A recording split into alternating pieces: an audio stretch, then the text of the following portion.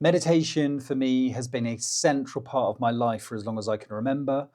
I found it so helpful and so useful in terms of my general feeling of well-being and dealing with my stress levels too. In this video though, what I thought I'd do is give you some ideas on stuff that I found I used to do, but don't really help when it comes to my general level of stress or my general level of anxiety, and I've stopped doing. And you might find some of these useful.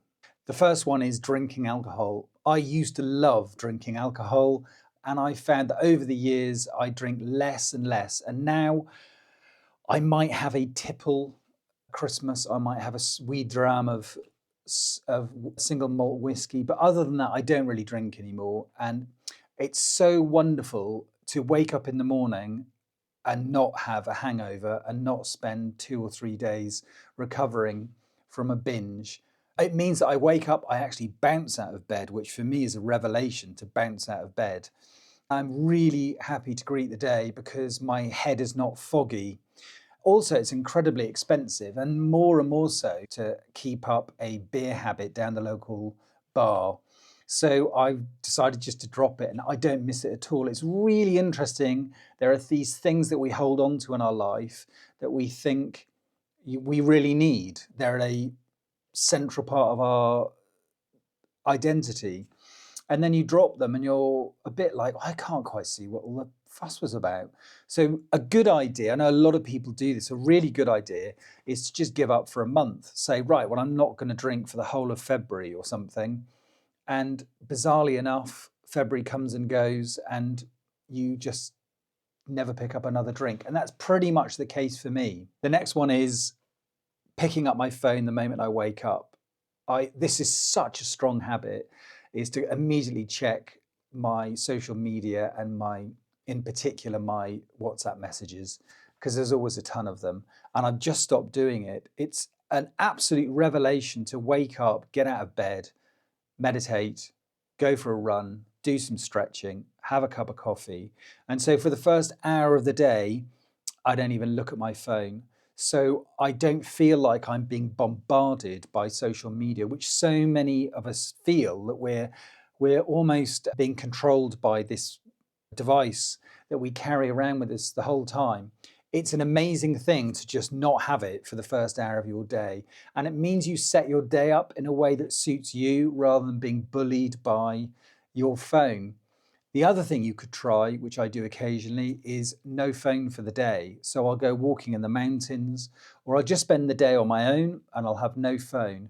And it's really interesting to watch how addicted I am to my telephone. And after a while, I find that I just don't bother looking for it and I don't miss it at all. It's liberating not to have a phone. I'm obsessed with the news. I am absolutely a voracious news listener in particular. I listen to talk radio a lot and I listen to political analysis, and I really do find it interesting to keep up with the news just from a sociological perspective to see what we're doing as a species en masse. I think it's extraordinary.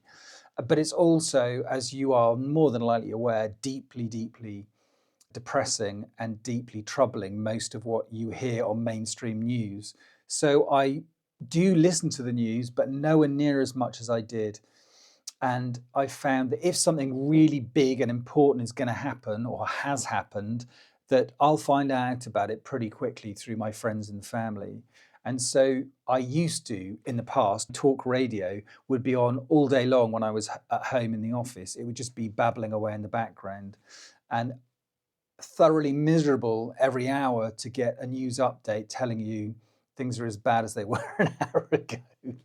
And interesting too to hear the news and then step outside the front door and I'm in the most beautiful part of the world where it's quiet and still. The contrast was dramatic.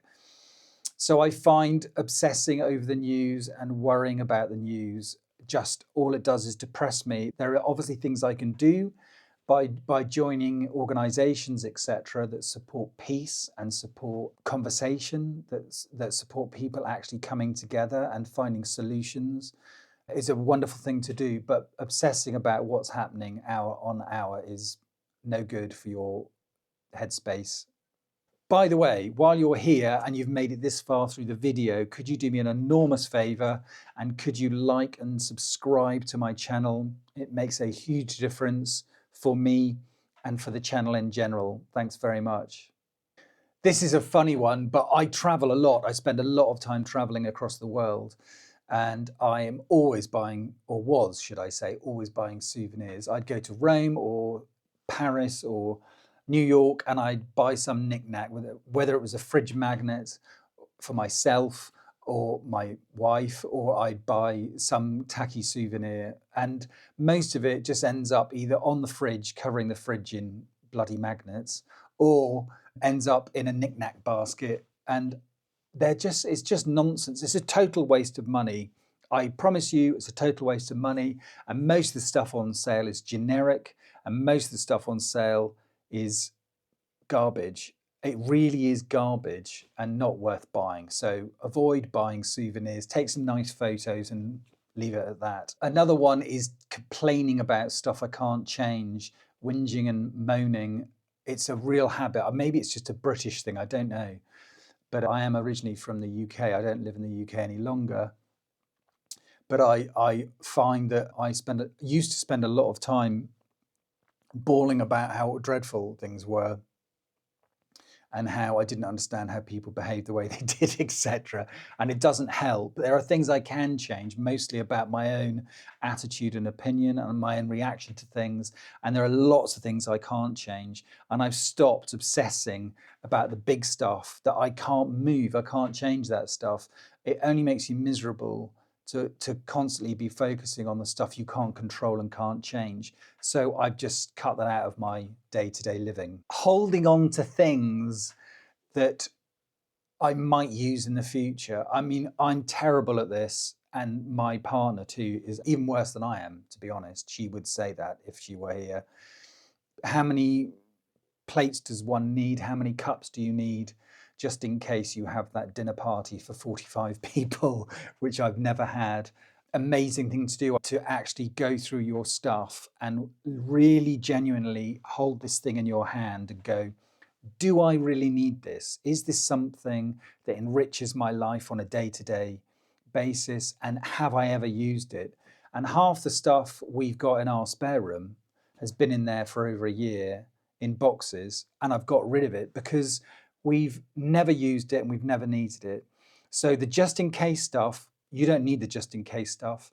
The same goes for clothes. You know, there are so many items of clothing I bought I've never worn. So I've stopped buying stuff that I don't need and I don't want, and I stick to stuff I really love and I really value.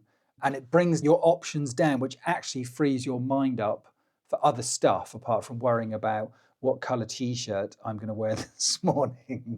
Try and avoid those things. Like I have said often, when I go into a shop, if I see something, I will really, really consider whether I want it. And for how long is this thing going to be valuable? If I buy this new cup, how long is that thing going to bring me joy and happiness? And in general, it goes back on the shelf because I don't need it. So really, really think about the stuff you buy and stop buying it just because it's an impulse. Don't impulse buy. If you approach spending your money with intention, that you actually know why you're buying it and what you're buying. So those are some ideas of what I would suggest, or what I found actually mostly naturally in my life. They're just things that have fallen away. And it's only afterwards I've looked back and gone, wow, I used to do that thing and I don't do it anymore. Simplifying your life and having less choice in your life will bring you happiness. We have this bizarre notion in this Western culture that the more choice and the more stuff, the better. And it's clearly not the case. So honing down your choices and being really intentional and mindful about the things you do and why you do them, and the things you buy and why you buy them, will, I promise you, if you try it, will make your life much simpler and much happier.